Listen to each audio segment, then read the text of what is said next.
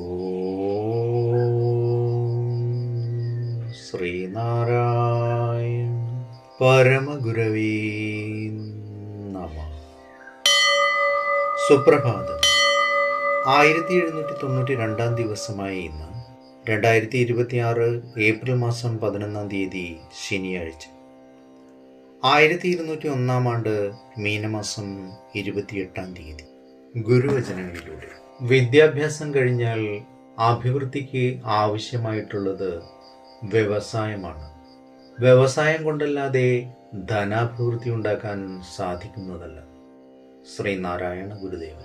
ശ്രീ നടരാജ ഗുരു എഴുതിയ ഗുരുവിരൽ എന്ന പുസ്തകത്തിൽ ദക്ഷിണ ഭാരതത്തിലെ 3 ഗുരുക്കന്മാർ എന്ന് വിവരിക്കുന്നതിൻ്റെ 1-ാം ഭാഗമാണ് ഇന്ന് അവതരിപ്പിക്കുന്നത്.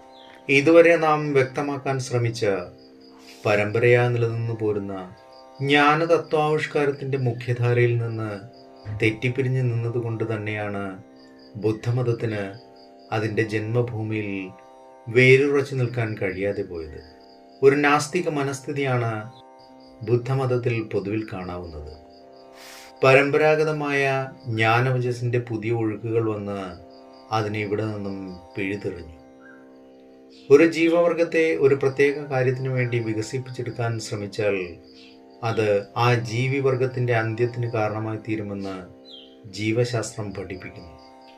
ജീവികൾ നിലനിൽക്കുന്നത് അവയുടെ ആദിരൂപം നഷ്ടപ്പെടുത്താതെയാണ്. അനശ്വരമായ അമീബ തന്നെയാണ് അതിനുദാഹരണം. അതിഗുണം ഗുണം കെടുത്തുമെന്നും അധികമായാൽ അമൃതം വിഷമെന്നുമുള്ള ചൊല്ലുകളുമുണ്ട്. വെള്ളപൂശിയ കല്ലറയുടെ ഉള്ളറ നാറും. വ്യാകരണം വളരെ കർശനമായി തീരുന്നതോടുകൂടി ഭാഷ മൃതമായി പോകും. സംസ്കൃതത്തിൻ്റെ കാര്യം തന്നെ എടുക്കാം. ആധുനിക ജീവിതത്തിൽ അതൊരു മാതൃഭാഷയാണ്. വ്യാകരണ നിയമങ്ങളുടെ കാര്യത്തിലും അതിൻ്റെ നിഷ്കൃഷ്ടത എല്ലാ പ്രതിബന്ധങ്ങളെയും തരണം ചെയ്തുകൊണ്ട് ജ്ഞാന പാരമ്പര്യം നിലനിൽക്കുന്നതിന് വളരെ യോജിച്ചതാണെന്നുണ്ടെങ്കിലും സംസ്കൃത ഭാഷയ്ക്കുള്ളിൽ ആ ജ്ഞാന പാരമ്പര്യം ഇന്നും ജീവിക്കുന്നുമുണ്ട്. പൗരാണിക യുഗങ്ങളിൽ ജീവിച്ചിരുന്ന ഭീമാകാരന്മാരായ ജന്തുവർഗം ഇന്നില്ല. പാറകൾക്കുള്ളിൽ അടിഞ്ഞ അവയുടെ അസ്ഥികളും ശരീരങ്ങളുടെ വടിവുകളും മാത്രമേ ഇന്ന് ബാക്കിയുള്ളൂ. മനുഷ്യൻ്റെ കാര്യവും വ്യത്യസ്തമല്ല. വനങ്ങളിൽ കഴിയുന്ന ആദിവാസികൾക്ക് പ്രതികൂല പരിസ്ഥിതികളെ അതിജീവിക്കുവാനുള്ള കരുത്തുണ്ട്. രോമത്തൊപ്പിക്കുള്ളിൽ തലയും സോക്സിനും ഷൂസിനുമുള്ളിൽ പാദങ്ങളും പൊതിഞ്ഞു വച്ചുകൊണ്ട് ആധുനിക രീതിയിൽ ജീവിക്കുന്ന പരിഷ്കൃത മനുഷ്യൻ അത്തരം പരിമിതികളിൽപ്പെട്ടാൽ കഥ കഴിഞ്ഞത് തന്നെ. ഏവർക്കും നന്മ നിറഞ്ഞൊരു സുദിനമായിരിക്കട്ടെ എന്ന് ആശംസിച്ചുകൊണ്ട് നിർത്തുന്നു.